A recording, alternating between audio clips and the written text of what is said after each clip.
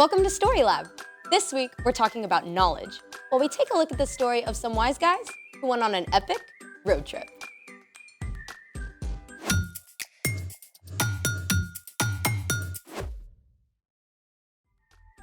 Hey, I'm Skylar. And I'm Sebastian. We're talking about knowledge, which is learning something new so you can be better at whatever you do. I want to know what's in this box. So do I. You mean you didn't wrap it? Nope, it's a leftover gift I forgot about. There's no "from" on the gift tag. Yeah, I don't know who left it. So open it already. What? I want to see if I can gain some knowledge about what's inside without opening it. Wait, there's a word for that. Forensics. Forensics are scientific tests or techniques used in connection with the detection of crime. Wait, this isn't a crime scene. But it is a mystery. Where do we start? Well, I'm gonna start gaining knowledge about what's inside by using my eyes. It's wrapped perfectly, and the handwriting is kinda swirly.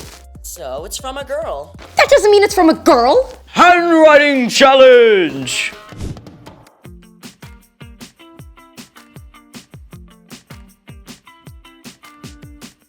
Yours is swirly-ish. Well, yours is barely readable. That's true. What's next? Next, I'm gonna gain knowledge with my ears. Aha! What rattles like that? Maracas, birdseed. Snakes?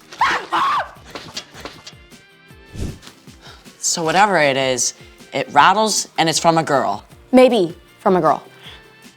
Eyes, ears. I'm gonna gain some knowledge with my nose. Wait. I'm getting something. Salmon kibble? Sorry, I let my dog lick my face. Ew. Okay, so we've done eyes, ears, and nose to gain knowledge. Taste! I am not licking that box. You're running out of ideas. Too bad we can't do an x-ray. Can we field trip to urgent care? I don't think they take this kind of walk-in. Let's drop it!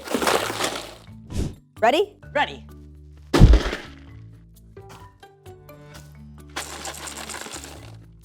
Same rattle as before. Rattles, maybe from a girl. Doesn't smell, doesn't break. What's next in our search for knowledge? Heat it. Heat it? What's that gonna do? I don't know. I think it's time to up our experiment game. And I think it's time for... The story before the story. Today, we're in the first book of the New Testament, Matthew. But before Matthew, in the very beginning, out of deep love, God made an amazing world. But when people turned away from God, the world was broken.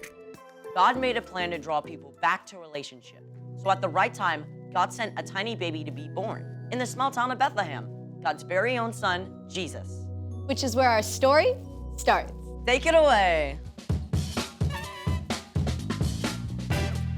Hey, Erica. Hey y'all! So, we don't exactly know how the wise men discovered what the star meant. Look at that new star rising in the west. It's so bright. Surely it means something. But they may have known about Daniel, who had been taken as a captive from Jerusalem to Babylon hundreds of years before. Daniel had been an advisor to the king and would have shared the Jewish scriptures and promises from God with his fellow advisors. Look here. In the Jewish scroll of Numbers, A star will come from among the people of Jacob. A king will rise up out of Israel. A brand new baby king. Whether the wise men figured out what the star meant from ancient writings, or God spoke to them directly, they did not waste time in doing something with their newfound knowledge. The wise men packed up supplies and gifts and set out on what would have been an epic road trip across the desert. They followed the star for months or even longer, over ancient roads and through steep mountain passes. At last, they arrived in the city of Jerusalem. where is the child who has been born to be king of the Jews? We saw his star when it rose. Now we've come to worship him. Word of these exotic visitors quickly made its way to King Herod at the palace. Now, Herod had been appointed ruler of Judea by Roman Caesar, but the position was not secure. The last thing he wanted was some upstart new king to challenge him. So he called for the Jewish priests and teachers of the law. Where's this Jewish Messiah supposed to be born? In Bethlehem. How do you know? The prophet Micah, your majesty. He says, "But you, Bethlehem in the land of Judah, are certainly not the least important among the towns of Judah.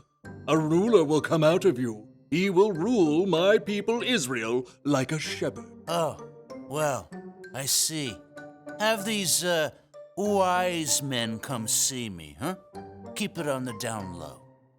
The wise men soon arrived at the palace. King Herod asked to know when the star had appeared and tried to put on a good face on his fear and brewing anger. I want you to go to Bethlehem for me.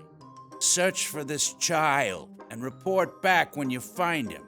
Then I can go and, worship him. King Herod had no intention of honoring Jesus. In fact, he wanted to get rid of him. But the wise men didn't know this.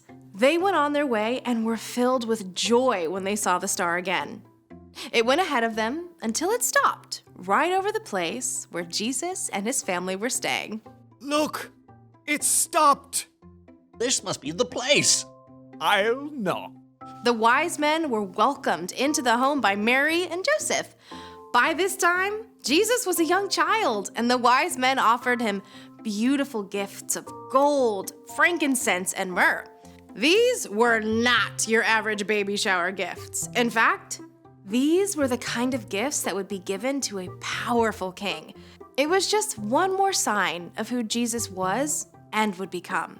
At last, the wise men left Jesus to begin their long journey home. They planned to return to Herod as they had been asked, but thankfully, God spoke to the wise men in a dream and warned them not to go back to Herod. So, the wise men chose a different road for their trip home. The end.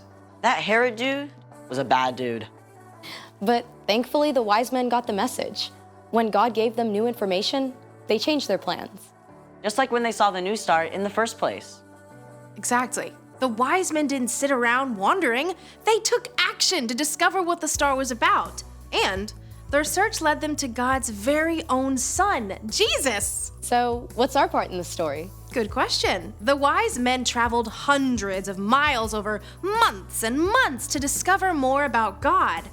But we can begin learning more about who God is right now, today. The Apostle Paul wrote, "Ever since the world was created, it has been possible to see the qualities of God that are not seen.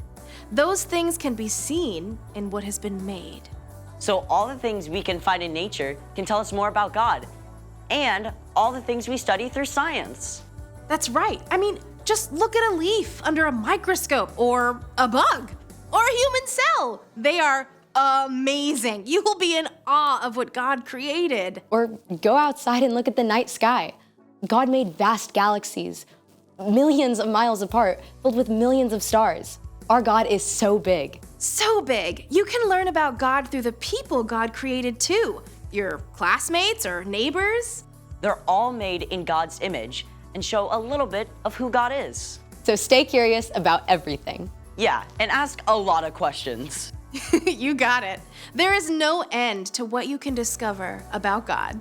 See you next time. Bye, Erica. So here's the thing. Never stop searching for what's true. I still want to know what's inside. And I think I know. How?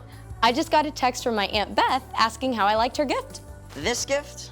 She always sends me a movie streaming gift card and microwave popcorn. See, we should have heated it. Thanks for joining us in the Story Lab. We'll see you next time. Do we heat it now? I'm hungry. Sure.